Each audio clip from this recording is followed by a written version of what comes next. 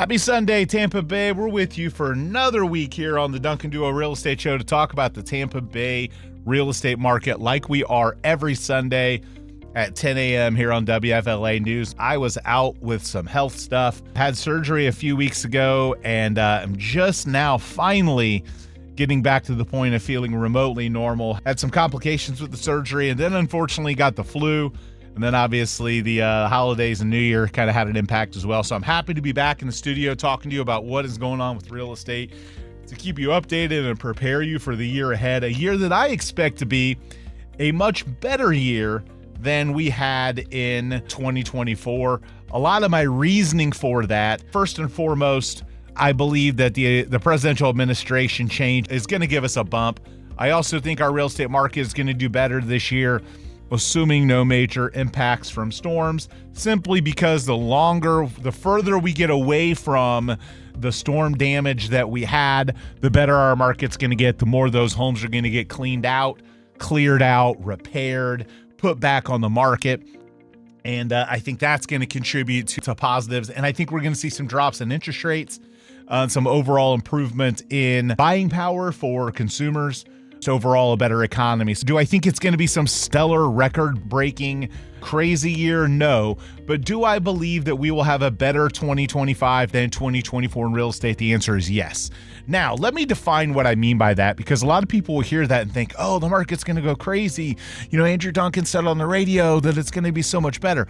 I'm not saying drastic. I'm talking like percentage points better. I'm not talking like, 50%. I'm talking like 10% or less better than last year in terms of number of transactions. I do think we're going to see prices rise a little bit, but again, nominal compared to inflation. I think it's really more of a stabilization year on prices. We had so many years where the prices ran up. And then, of course, we had the storm and the damage and some of the distressed properties that come along with that'll put downward pressure on prices, to where I think we'll end up seeing, some of that offset by, non-damaged homes doing better. Ultimately, I believe we'll see our average sell price creep up a little bit in 25, but more than anything, I think we're going to see an increase in transactions. I think that, one, the storms created extra transactions from people that had their storms damaged and then decided while they're waiting on their home to be repaired, they're going to go out and buy. And then second, the consumers and investors, let me go look at these good deals. I can buy these homes that were flooded or damaged, and I can go, those are created transactions that wouldn't have happened without the storms. And then last but not least, people, the migration around Tampa that's going to happen. People are going to some people afraid of living on the water or in those flood areas, moving, inland and out into the country. And of course, if we do have another year without storms, I think we'll see some of our population growth back. So again, I do think 2025 will be better. I also think we're going to see, like I mentioned, a drop in interest rates. How much of a drop in interest rates remains to be seen. There's a lot that needs to happen in the economy, and with the administration change for massive rate drops, I don't think we'll see those, but I do think we're going to see a few rate drops this year, which again will impact affordability. And every time they drop rates, and here's the reality. When the Fed cuts rates, mortgage rates have already dropped by then. As soon as the mortgage banks start predicting and determining and making guesstimates and research about what they think the Fed's going to do, mortgage rates kind of move then. They don't move when the Fed decides. They move to predict and ahead of time what they believe the Fed's going to do, and they're usually right.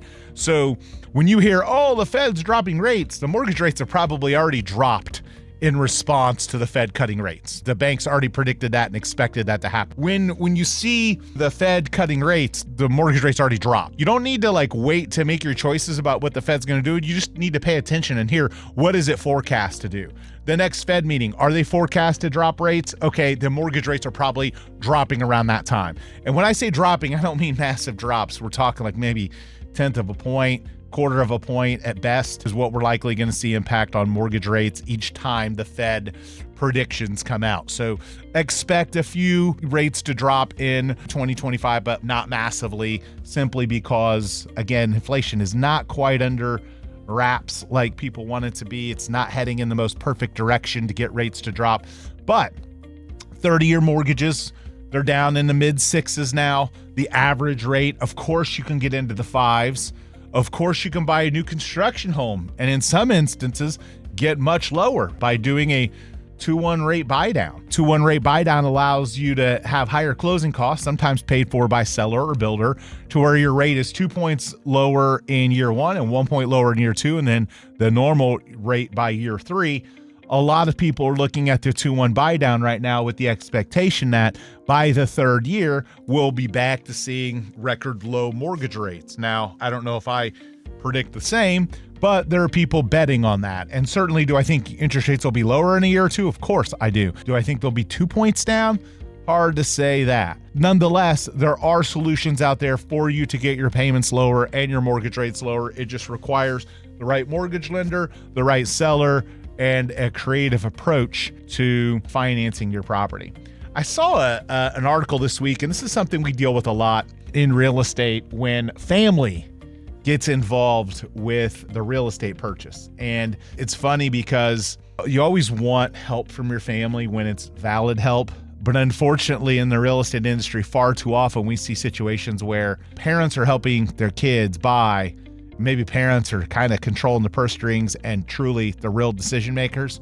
And unfortunately, when you get too many hands in the cookie jar, it can cause a lot of problems. We had a transaction not long ago where the daughter was selling the property. The daughter was on title. The daughter was in her 30s. I mean, it's like, come on, it's time to grow up. It's time to let your kid go. But the daughter in the 30s was calling us, and then the father would call us, and they'd be contradicting what they would tell us to say. And we had to tell the father, hey, look, she's the one that's on title. Well, I paid for it. It does not matter. Like, what matters in the real estate world in terms of who we are authorized to act on behalf of is whose name is on the contract. And whose name is on the contract is our client. If your name isn't on the contract, we have to have something in writing authorizing you to direct us. So when you're a parent and you're helping your kid, you got to be really clear if who is the decision maker and who is authorized. Because when you call a real estate agent and you tell them to do something, or you call a seller, or you call a builder and you're telling them something and you're not the person on the contract and you're not the real estate agent, it causes so much confusion and so many problems. And I got to tell you, if you're a real estate agent, listen to this, you know what I'm talking about, because you have dealt with those situations where the dad is contractor and going to do the inspection, or the dad or the mom is providing the financing and they're going to helicopter parent their way through the real estate transaction, try and tell the kid what to do, and sometimes giving them bad advice. Or the one that I think is the funniest is when family members get involved that have never bought a home before and they're trying to guide the process. So just be really cautious if you're a family member and you're helping your kid buy or sell their home, that you understand, kind of the pecking order. Who's authorized to make a call, who's authorized to make a decision, who's authorized to tell someone something to do, because it does happen to where those two parties conflict, and then the real estate agent or the title agent or the builder is stuck in the middle of that.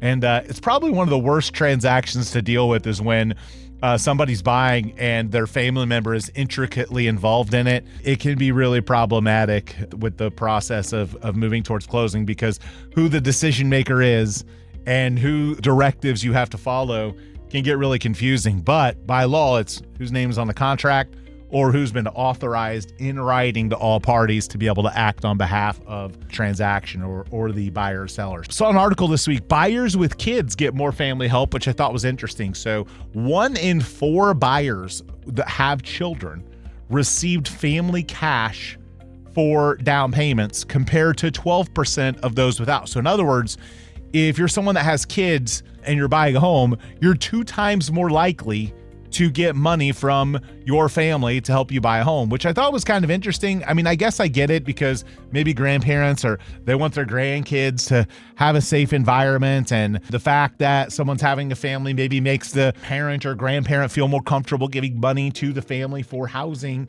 because they know it's going to house more people versus, maybe a single person not getting that. But I just thought that was interesting. Buyers with kids get more financial help. They get more funding for down payment. Homeowners with kids living under the roof are more likely to receive family help for mortgage payments.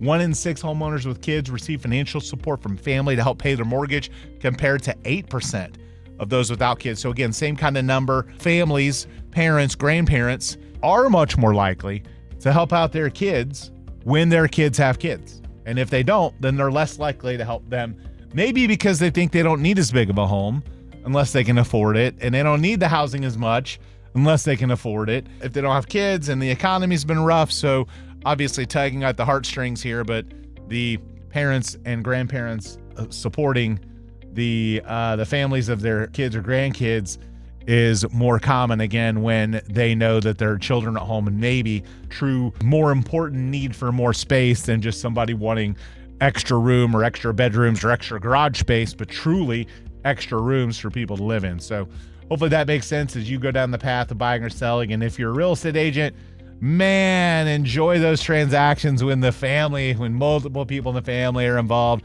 Those are some of the best transactions out there.